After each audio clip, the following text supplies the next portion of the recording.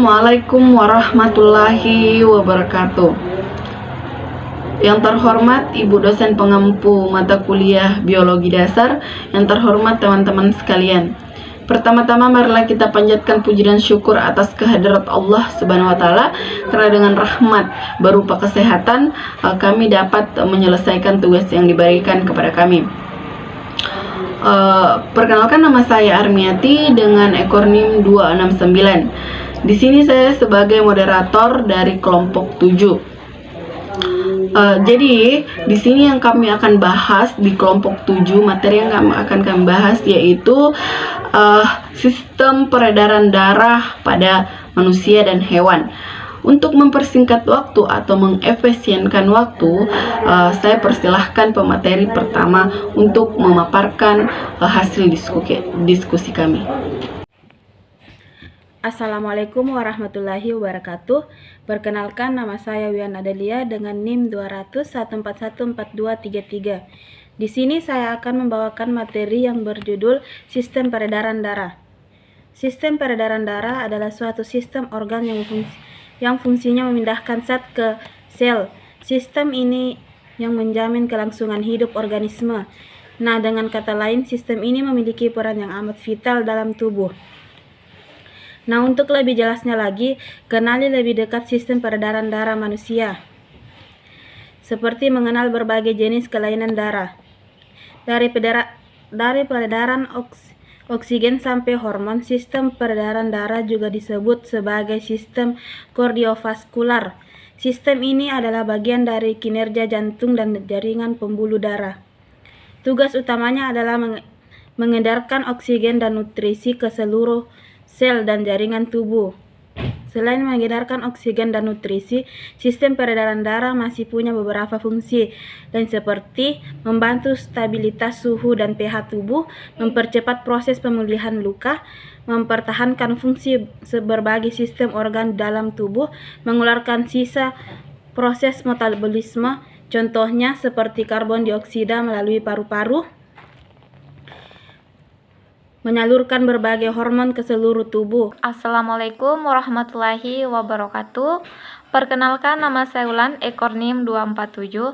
Di sini saya akan melanjutkan kembali materi kami, yaitu peran penting darah hingga jantung. Dalam sistem peredaran darah ada 3 komponen dalam tubuh yang terlibat, yaitu darah, pembuluh darah, dan jantung. Ketiganya saling berkaitan dan bekerja sama untuk mengedarkan darah ke setiap sel-sel di seluruh tubuh. Nah, berikut fungsi masing-masing dari ketiganya, yaitu darah. Darah adalah komponen yang sangat vital. Peranan darah sangat banyak, mulai dari membawa oksigen, hormon, nutrisi, hingga antibiotik ke seluruh tubuh. Bagian cair disebut plasmanya, yang terbuat dari air, garam, dan protein. Lebih dari separuh darah dalam tubuh darah plasma. Bagian padat dalam darah mengandung sel darah merah, sel darah putih, dan trombosit. Sel darah merah mengirimkan oksigen dari paru-paru ke jaringan dan organ tubuh lainnya. Sementara itu, sel darah putih (WBC) melawan efensi dan merupakan bagian dari sistem kekebalan tubuh, sedangkan trombosit membantu darah membeku saat tubuh mengalami luka atau luka. Sel-sel dalam tubuh dapat mati, tapi akan digantikan dengan sel baru yang berproduksi oleh sumsum tulang. Sel darah merah hingga sekitar 120 hari dan trombosit hingga sekitar 6 hari. Sedangkan beberapa sel darah putih hingga hidup kurang dari sehari, tetapi yang lain hidup lebih lama. Sekian dari saya. Wassalamualaikum warahmatullahi wabarakatuh. Assalamualaikum warahmatullahi wabarakatuh. Perkenalkan, nama saya Andini Putri dengan ekor NIM 248. Baiklah, di sini saya akan melanjutkan materi yang dibacakan oleh teman saya tadi. Pembuluh darah.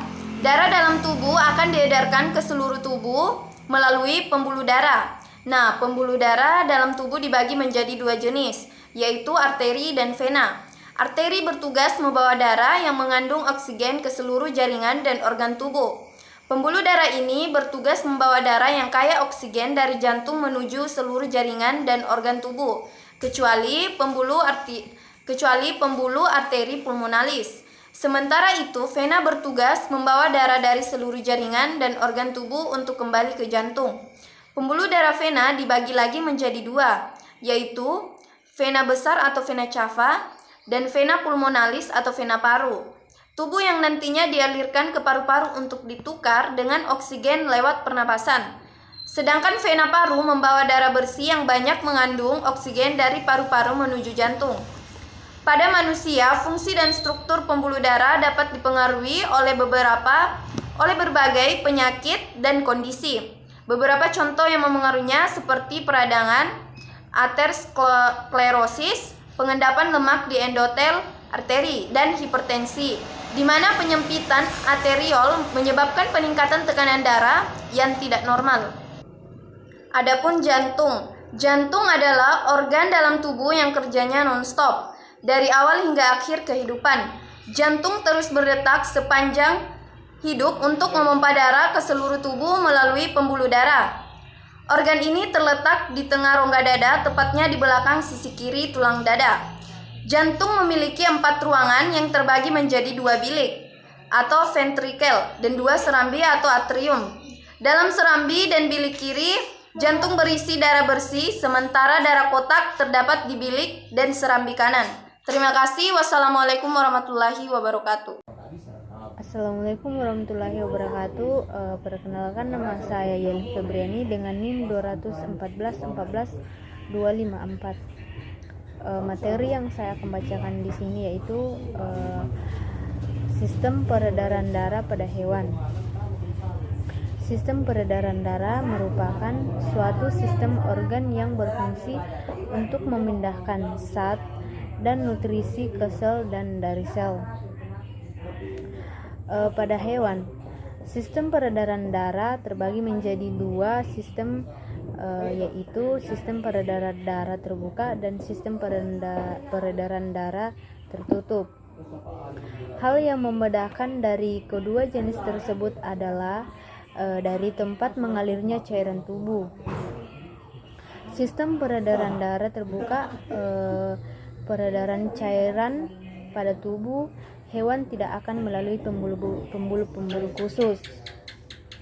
Sementara pada sistem peredaran darah tertutup, cairan tubuh hewan akan melalui organ khusus seperti pembuluh-pembuluh. Kemudian ada mekanisme sistem peredaran darah terbuka. Pada sistem peredaran darah terbuka, peredaran darahnya dialirkan tanpa melalui pembuluh darah yang ada dalam tubuh. Dengan kata lain, darah keluar dari jantung dan mengalir melalui rongga tubuh. Kemudian darah akan kembali ke hewan-hewan kecil tersebut memiliki metabolisme rendah dan sistem organ lain yang tidak terlalu aktif. Contoh hewan yang memiliki sistem peredaran darah terbuka ialah hewan arthropoda seperti belalang, capung, laba-laba, kepiting, udang, dan sebagian hewan-hewan moluska atau ubur-ubur, siput, dan bekicot. Contoh hewan dengan sistem peredaran darah tertutup. Sistem peredaran darah tertutup biasanya ditemukan pada hewan mamalia seperti anjing, beruang, dan gajah. Hewan amfibi seperti katak dan salamander.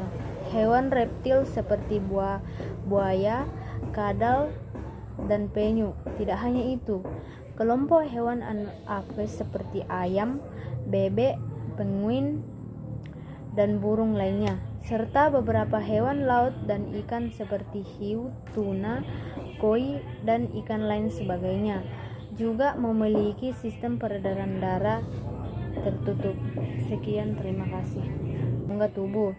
Kemudian darah akan kembali ke dalam pembuluh dan menuju ke jantung.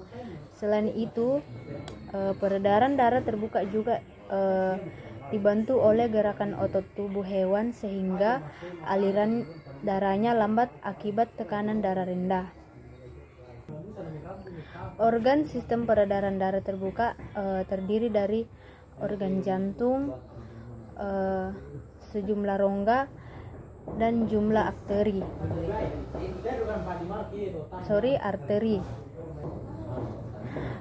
Mekanisme sistem peredaran darah tertutup. Sistem peredaran darah tertutup pada hewan, darah akan mengalir ke seluruh tubuh melalui pembuluh darah. Nantinya darah yang terdapat di pembuluh akan dipompa oleh jantung ke seluruh tubuh. Selain itu, darah akan kembali ke jantung melalui pembuluh juga. Organ sistem peredaran darah tertutup cukup lengkap, yaitu terdiri dari organ jantung, pembuluh aorta, pembuluh arteri, pembuluh vena, pembuluh kapiler, plasma darah, dan sel darah. Kemudian ada contoh hewan dengan sistem peredaran darah terbuka. Hewan dengan sistem peredaran darah terbuka ditemukan pada hewan-hewan kecil. Hewan-hewan kecil tersebut memiliki metabolisme rendah dan sistem organ lain.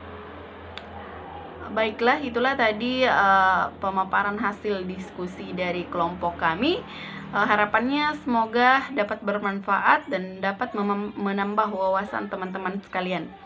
Karena dirasa diskusi kami sudah cukup, maka saya sebagai moderator akan menutupnya dengan pantun. Pagi hari sarapan Indomie, siangnya makan bubur ketan. Cukup sekian presentasi dari kami, sampai bertemu di lain kesempatan. Wassalamualaikum warahmatullahi wabarakatuh.